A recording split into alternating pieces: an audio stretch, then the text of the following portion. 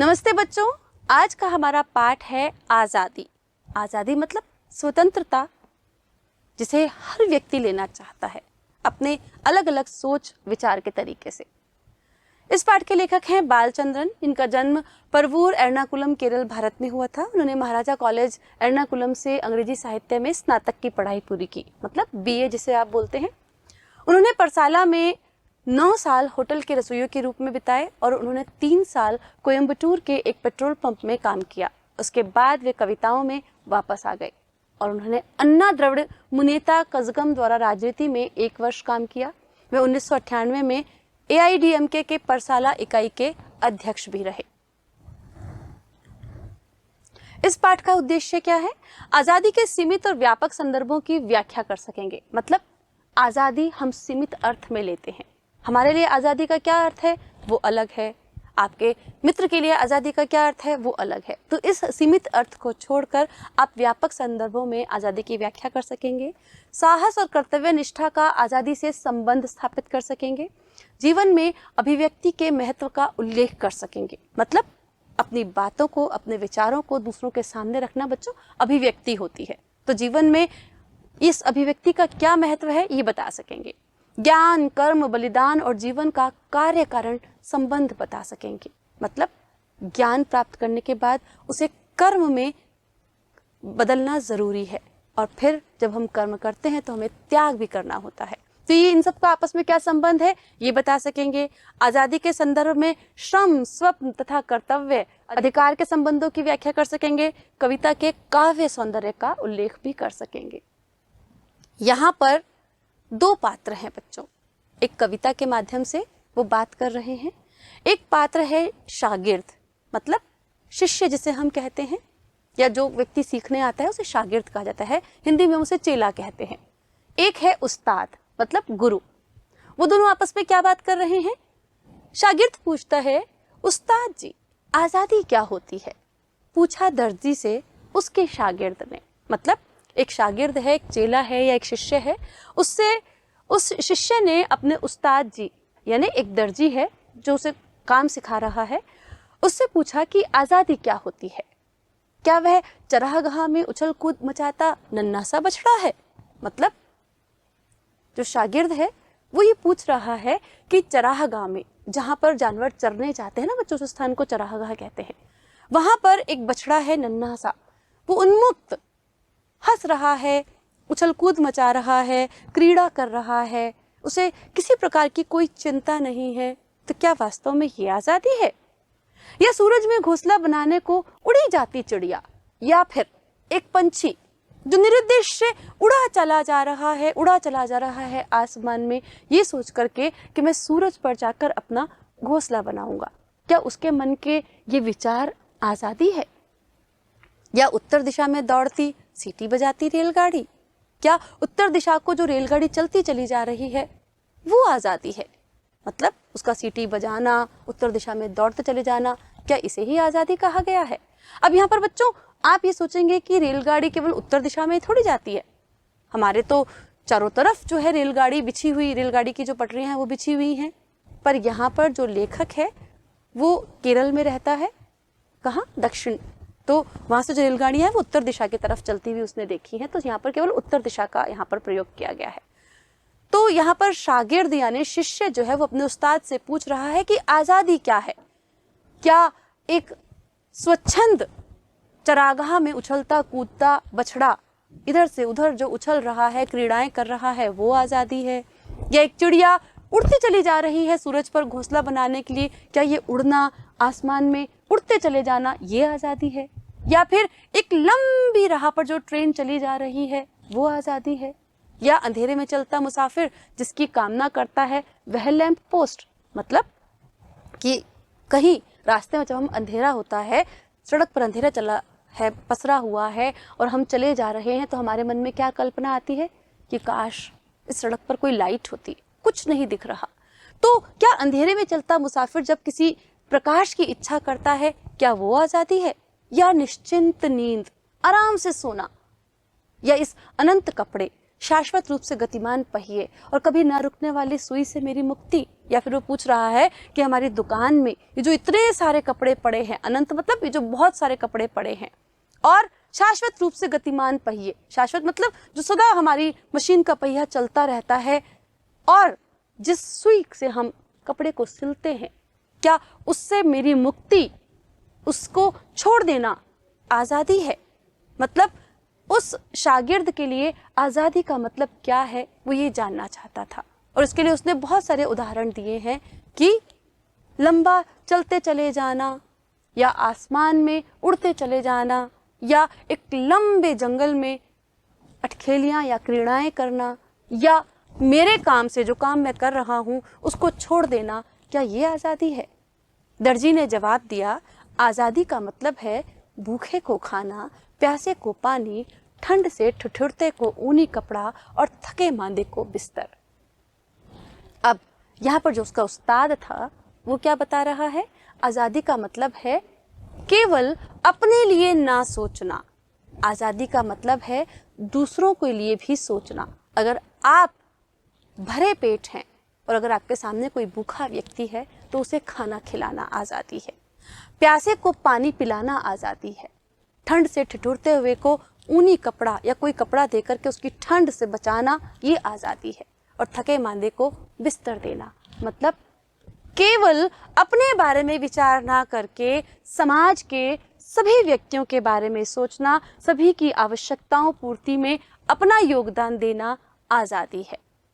आज़ादी कवि के लिए एक शब्द है, शिकारी के लिए तीर, तन्हाई के लिए महफिल है, डरे हुए के लिए पनाह। आज़ादी यानी अज्ञानी को ज्ञान, ज्ञानी को कर्म और कर्मठ को बलिदान और बलिदानी को जीवन। अब यहाँ पर वो क्या समझा रहा है कि हर व्यक्ति के लिए आज़ादी का मायना अलग है। एक कवि है, लेखक है, जिसके लिए शब्द ही उसकी आज़ादी है, मतलब वो अपने विचारों को शब्दों में ढालना चाहता है। वो चाहता है कि मेरे मन की जो व्यथा है, मेरे मन की जो खुशी है, मेरे मन की जितनी भी भावनाएं हैं, मैं उसे शब्दों के माध्यम से कागज पर उकेर दूं। ये है आज़ादी। शिकारी के लिए तीर, क्योंकि तीर के बिना तो उसका अस्तित्व ही नहीं है। अगर उसके पास तीर नहीं है तो वो जानवर को कैसे बेंधेगा? जानवर को मारेगा नहीं तो उसकी आजीविका कैसे चलेगी? आजीविका ही नहीं है तो वो जीवित कैसे रहेगा? और जीवित नहीं रहेगा तो उसका यहाँ होने का अर्थ ही नहीं है। इसलिए एक शिकारी के लिए तीर उसकी आज़ादी है, मतलब उसके लिए जिस चीज़ का महत्व सर्वाधिक है वो उसकी आज़ादी है।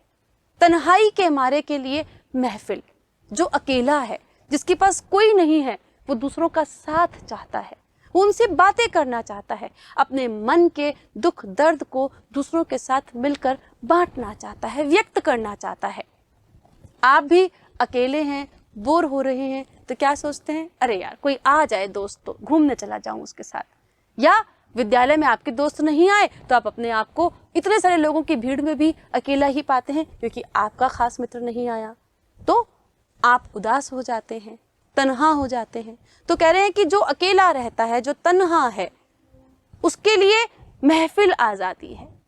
डरे हुए के लिए पनाह, जहां पर उसे डर से मुक्ति मिलती है, जहां पर वो अपने भय से मुक्त हो जाता है, उसके लिए वो आज़ादी है। मतलब एक ऐसी वस्तु, एक ऐसी भावना जिससे हमारे चित्त को प्रसन्नता मिलती है, जिससे हम चिंता से रहित हो जाते हैं, वो आज़ादी है। अब यहाँ पर वो क्या कह रहे हैं? आज़ादी यानी अज्ञानी को ज्ञान, ज्ञानी को कर्म और कर्मठ को बलिदान और बलिदानी को जीवन। अब क्या है कि ज्ञान जो है उसे भी यहाँ पर आज़ादी कहा गया है। क्यों? क्योंकि जब ज्ञान हमारे पास आता है तो हमारा चित्त जो है वो थोड़ा सा बढ़ जाता है। ज्ञान कैसा बच्चों? कर्म की ओर बढ़ने का ज्ञान, किसी भी चीज़ को प्राप्त करने का ज्ञान। यानी कि जब हमारे विचार कुंठित होते हैं तो हम संकीर्ण होते हैं, हमारी विचारधारा संकीर्ण होती है। पर जब हमें ज्ञान प्राप्त होता है तो एक ऐसा प्रकाश हमारे मन में फैला देता है, जो विचारों से हम ओतप्रोत होते हैं तो विचार दुनिया के सामने प्रकट होते हैं। हम संकीर्ण विचारधारा से खुलकर बाहर आते हैं। तो ज्ञान हमें अंधकार से बाहर निकालता है। और अगर इस ज्ञान को हम कर्म में नहीं बदलेंगे, जो कुछ हमने सीखा, जो कुछ हमने अर्न किया, जो कुछ हमने पढ़ाई की, शिक्षित हुए, अगर उस शिक्षा को हम कर्म के द्वारा प्रयोग में नहीं लाएंगे तो वो शिक्षा वहीं समाप्त हो जाएगी। कहते हैं ना कि शिक्षा एक ऐसा खजाना है जो खर्च करने पर बढ़ता है। तो ज्ञान ऐसी वस्तु है जिसे हम खर्च नहीं करेंगे तो वो समाप्त हो जाएगा, खत्म हो जाएगा। तो ज्ञान अज्ञानी के लिए ज्ञान आजादी है, ज्ञानवान के लिए उसे कर्म में लगाना आजादी है। जब तक ज्ञान को हम कर्म में तत्पर नहीं करेंगे तब तक वो ज्ञान अधूरा, समाप्त होने की तरफ चला जाएगा। फिर अब हमने कर्म कर लिया तो कर्म करना मतलब कर्मठ हो गए हम। मतलब जब तक हम ज्ञान प्राप्त नहीं करेंगे, हमारी विचारधारा जो है विस्तृत नहीं होगी, सोचने समझने की शक्ति हमारी नहीं बढ़ेगी, तब तक हम कर्म नहीं कर सकते। अब हमने कर्म कर लिया, ठीक है। कर्म को क्या कहा गया? कर्म करने वाले व्यक्ति को कर्मठ कहा गया, जो अपने काम में लगा रहता है, और उसको कर्मठ को ही बलिदानी कहा गया है बच्चों। यहाँ पर उदाहरण के लिए, जैसे हमारी पहले विचारधारा संकीर्ण थी, हम गुलाम थे, हमने गुलामी से आज़ाद होने के लिए सोचा भी नहीं था। हमारी विचारधारा में परिवर्तन हुआ, हमारे विचार खुलकर सामने आए, तब हमने आज़ाद होने के लिए सोचा, हमने उसके लिए प्रयत्न किया, कर्म किया, लड़ाइयाँ लड़ी। फिर जो लोग आज़ादी की लड़ाई में लड़े उन्होंने बलिदान भी की। तो जो कर्मठ है वही बलिदानी है, और बलिदानी जो है उसे को जीवन कहा गया है यहाँ पर। यानी कि वो कह रहे हैं कि आज़ादी क्या है, तो प्रत्येक व्यक्ति के लिए यहाँ पर आज़ादी की विचारधारा दर्जी ने अलग अलग बताई है। कवि के लिए शब्द है, शिकारी के लिए तीर है, अकेले रहने वालों के लिए बहुत सारे लोगों का इकट्ठा होना है, डरे हुए के लिए एक ऐसा स्थान जहाँ पर उसे डर से मुक्ति मिलती है। यानी कि आज़ादी ज्ञान का विस्तार है। क्या कहा गया है यहाँ पर? ज्ञान का बढ़ावा ही आज़ादी है। और जब ज्ञान आ गया हमारे पास तो उस ज्ञान को हमें कर्म के रूप में काम में लेना है। अगर हमने ज्ञान को कर्म के रूप में नहीं लिया तो वो ज्ञान हमारा समाप्त हो जाएगा। फिर जो कर्म हमने किया उस कर्म को करते करते हमारे जीवन में बहुत सारी कठिनाइयाँ आती हैं, जिसके लिए हमें कुछ बलिदान भी देने पड़ते हैं। तो इस तरीके से आज़ादी की व्याख्या यहाँ पर अलग अलग कर रहा है कवि। पर यहाँ पर वो सबसे ज़्यादा महत्वपूर्ण बात जो कहना चाह रहा है वो कह रहा है कि हमारे जीवन में सबसे अधिक महत्व जो है वो कर्म का है। मतलब कर्म करते रहना ही आज़ादी है। पर जो कपड़े नहीं सिएगा, सपने भी नहीं देख सकेगा, सुई की चमकीली नोक पर टिकी है आज़ादी। क्या कह रहा है यहाँ पर लेखक? कि दर्जी उसे समझा रहा है कि जो कपड़े नहीं सिएगा, मतलब जो कार्य नहीं करेगा, जो कर्म की तरफ अग्रसर नहीं होगा, वो सपने भी नहीं देख सकता। जो कर्म ही नहीं कर रहा तो सपने क्या देखेगा आगे बढ़ने के? सीधी सी बात है, जब आप पढ़ ही नहीं रहे तो पास होने के बारे में कहाँ से सोचोगे? पढ़ोगे तभी तो अच्छे अंकों के बारे में सोचोगे कि मैंने इतनी मेहनत की है, कम से कम मुझे इतने अंक तो मिलने चाहिए। वही बात यहाँ पर कह रहा है कि सुई की नोक पर टिकी है आज़ादी, यानी कि हमारे कर्म पर ही आज़ादी टिकी हुई है। सुई की नोक यहाँ पर कर्म को कहा गया है कि जितना बेहतरीन हम कार्य करेंगे, जितनी बेहतरीन हम अपनी कुशलता को, अपने पुरुषार्थ को दिखाएंगे, उतना बेहतरीन हमें परिणाम मिलेगा। यानी कि अगर सब लोग मिलकर के शहादत नहीं देते, आज़ादी के लिए लड़ाई नहीं लड़ते, आंदोलन नहीं करते, अंग्रेज़ों की गोलियां अपने सीने पर नहीं खाते, तो क्या आज हम आज़ाद होते? नहीं ना। तो किसी भी कार्य के परिणाम के लिए हमें कर्म करना आवश्यक है।